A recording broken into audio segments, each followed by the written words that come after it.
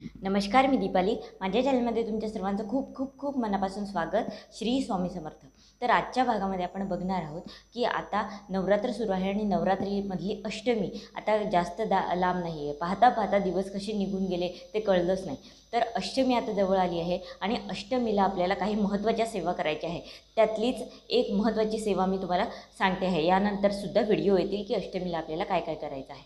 आता अष्टमी हा दिवस सगळ्यात प्रभावी मानला जातो, कारण की वर्षभरात प्रत्येक महिन्यामध्ये अष्टमी येते. पण दुर्गाष्टमी याला महाअष्टमीसुद्धा म्हणतात आणि ही नवरात्रीमधली जी अष्टमी आहे अत्यंत प्रभावी, अत्यंत पवित्र असते.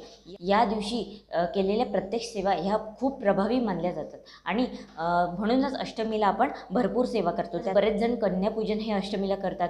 जो हवन आपण करतो तो सुद्धा अष्टमीला करतो आणि त्यानंतर कुलदेवतेची ओटी भरतो ती सुद्धा अष्टमीलाच आपण करत असतो.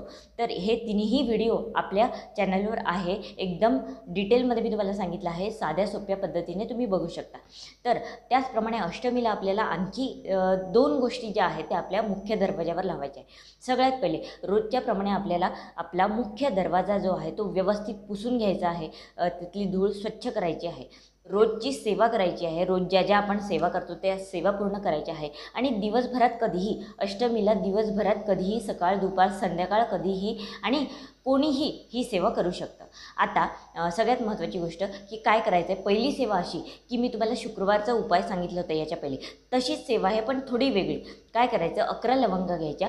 लवंगा ह्या पूर्ण असल्या पाहिजे, त्याला वरचं फूलसुद्धा असलं पाहिजे, तुटलेली फुटलेली नको. 11 लवंग घ्यायचे आहे. आपल्या उजव्या हातात पकडायच्या.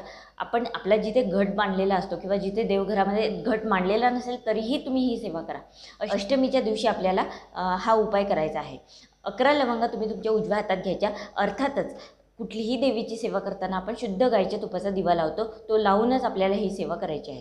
11 लवंगा हातामध्ये घ्यायच्या आणि त्यावर 11 वेळा महालक्ष्मी अष्टकम म्हणायचा. आता महालक्ष्मी अष्टकम तुम्हाला कुठेही मिळेल, यूट्यूबवर मिळेल, अगदी छोटंसं आहे. यूट्यूबवर मिळेल किंवा गुगलवर सर्च करा. महालक्ष्मी अष्टकम तुम्ही वाचता नसेल तर लावून दिलं तरी चालेल मोबाईलमध्ये.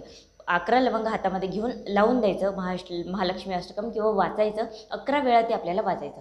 11 वेळा वाचून झालं की त्या लवंगांचा जमिनीला स्पर्श न होता आपल्याला डायरेक्टली लाल कलरच्या कोऱ्या कापडामध्ये त्या लवंगा बांधायच्या आहेत. त्याची गाठ बांधायची, एक पोटली तयार करायची आणि ती पोटली आपल्याला आपल्या मुख्य दरवाजाच्या आतल्या बाजूला लावायची आहे. वरती लावायची म्हणजे आता उजवीकडे की डावीकडे हा प्रश्न असेल तर आपण आपला दरवाजा आतून उघडतो, म्हणजे आपल्या दरवाजाकडे आपण जेव्हा घरात असतो, घरातून आपल्या मुख्य दरवाजाकडे आपण तोंड करून उभं असतो, तेव्हा आपल्या डाव्या साईडला वरती आपल्याला ती पोटली लावायची. म्हणजे बाहेरून घरात येताना आपलं तोंड आपल्या घराकडे जेव्हा असेल, बाहेरून आत येताना, तेव्हा आपल्या उजव्या साईडला दरवाजाच्या आतल्या बाजूने आपल्या उजव्या हाताला वरती आपल्याला ती पोटली बांधायची आहे.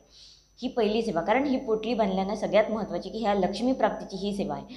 याने लक्ष्मी प्राप्तीचे मार्ग उघडतात आणि प्राप्त लक्ष्मी ही स्थिर राहण्यास मदत होते.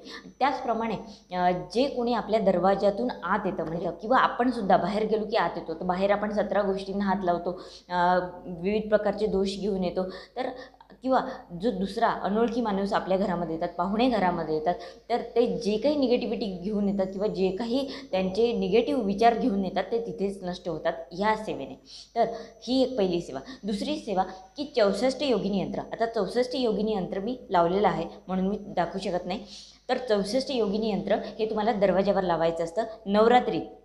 प्रत्येक नवरात्रीमध्ये आपल्याला 64 योगिनी यंत्र हे दरवाजावर लावू शकता तुम्ही किंवा एकदाच लावून तुम्ही ते नेहमीसाठी ठेवू शकता. पण तुम्हाला बदलायचं असेल तर प्रत्येक नवरात्रीमध्ये वर्षातून एकदा तुम्ही बदलू शकता. आता 64 योगिनी यंत्र तुम्ही जेव्हा विकत आणता ते तुम्हाला कुठल्याही धार्मिक दुकानामध्ये जिथे पूजा साहित्य भेटते तिथे मिळून जाईल किंवा तुम्हाला कुठल्याही केंद्रात हे सहज मिळून जाईल. केंद्र सगळीकडे आहेत, तर तिथून तुम्ही 64 योगिनी यंत्र आणा. असेल तर फार उत्तम. जर विकत आणत असाल तर त्यावर थोडंसं घरी आणल्यावर पाणी शिंपडायचं. कारण की कुठलीही वस्तू कुठलीही पूजेचं सामान आपण विकत आणतो ना, तेव्हा त्याच्यावर पाणी शिंपडत जा. कारण की त्याचे दोष असतात. 17 लोक त्याला हात लावलेले असतात, तर त्याच्यावर दोष असतात ते नाहीसे होतात. त्याच्यावर थोडं पाणी शिंपडा. नंतर ते हातात घ्या. हातात घेऊन घेऊन त्याच्यावर एक माळ श्री स्वामी समर्थ मंत्र जप आणि एक माळ नवरत्न मंत्राची म्हणजे ओम ऐं ब्रीम क्लीम चामुंडा विचे, एक माळ नवरत्न मंत्र, एक माळ श्री स्वामी समर्थ मंत्र. याआधी त्या यंत्राला तुम्ही हळद कुंकू धूपदीप ओवाळून घ्या. पंचोपचारी पूजा त्याची करा आणि त्याच्यानंतर ह्या 2 माळी करा श्री स्वामी समर्थ मंत्र जप आणि नवरत्न मंत्र. याने ते यंत्र सिद्ध होईल. तर 64 योगिनी यंत्रसुद्धा तुम्हाला मुख्य दरवाज्यावर बाहेरच्या साईडनी लावायचं आहे. बाहेरच्या साईडनी ते असं लावायचं आहे की येणाऱ्याची नजर त्याच्यावर पडली पाहिजे. बाहेरून येणाऱ्या व्यक्ती जी काही निगेटिव्हिटी घेऊन येतं ती तिथेच नष्ट होते. जे काही वाईट, आता आपण आपल्या घरात येणारा माणूस कुठल्या भावनेने येतो, कुठले दोष घेऊन येतो आपल्याला माहिती नसतं, किंवा नजर लागू शकते आपल्या घराला किंवा घरातल्या लोकांना, असं काही असेल तर ते तिथेच नष्ट होते. म्हणून बाहेरून येणारा माणूस तिथूनच आत येतो. म्हणून ह्या 2 गोष्टी आपल्याला करायच्या आहे. कारण की अष्टमीचा दिवस हा घरातली पूर्ण निगेटिव्हिटी काढण्यासाठी सगळ्यात महत्त्वाचा दिवस आहे आणि या दिवशी आपल्याला ह्या सगळ्या सेवा करायच्या असतात.